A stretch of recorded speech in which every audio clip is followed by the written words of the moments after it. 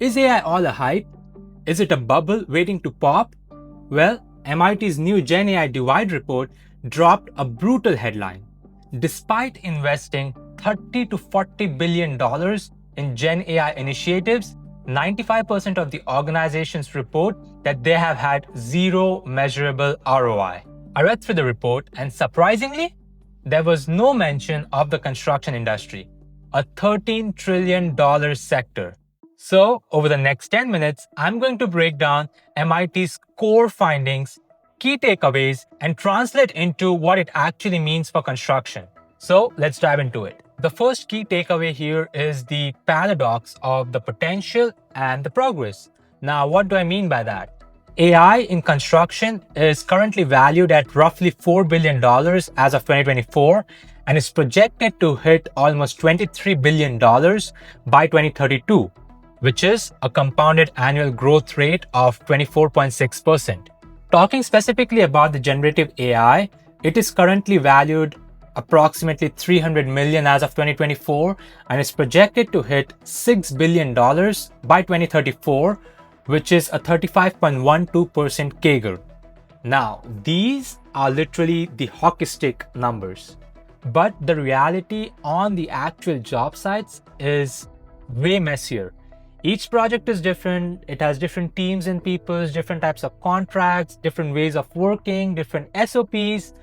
One pilot that might have worked on project A most likely fails on project B. So the big question isn't, can AI do this?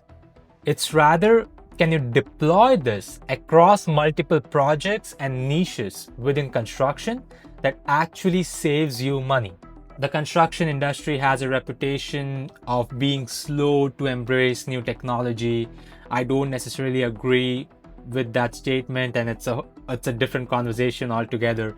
But this thing actually creates a critical paradox. While there is so much investment pouring into this AI solutions, the actual widespread adoption that would drive these hockey stick numbers that I just mentioned, or the projected growth, still kind of remains unknown. And I think the biggest opportunity here lies not just in the technology, but also in the strategy that is being used to deploy it. The second takeaway is generative AI divide.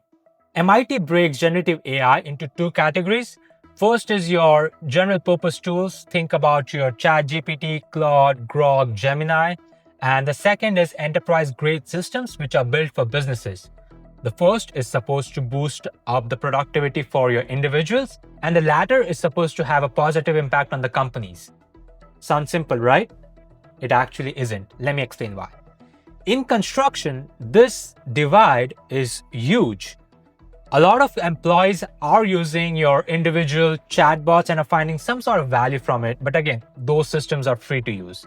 But when it comes to the specific custom software vendors, there's a lot of pilots happening, but very few actually convert to enterprise level deals. Now, why is this happening? I personally feel that there is just so little feedback loop between all the stakeholders. There's no grounds for measuring success. How do you calculate the ROI on using certain tech stack? One other reason is also the failure of these models to adapt to specific workflow context. And I feel all of this is impacting the adoption of tech across projects and industries within construction. My controversial opinion is that apart from solving all the problems that I just mentioned, software vendors should have a major focus on how can they make their clients or customers, which is the construction companies, more richer. And by richer, I mean in money, time, and quality of data. The third takeaway is investment bias. MIT argues that investment flows into the top line functions, the sexy demos, while the back office automation is undervalued and underserved. That's their investment bias. I personally disagree with this when it comes to construction. In context, we've actually seen a lot of VC money flow into the quote-unquote operational bucket, which MIT feels is undervalued. For example, all your document management, financial management, your supply chain estimating, project controls and analytics. And VCs in Contact have actually invested a lot and have been promoting this, which is a very good thing for our industry.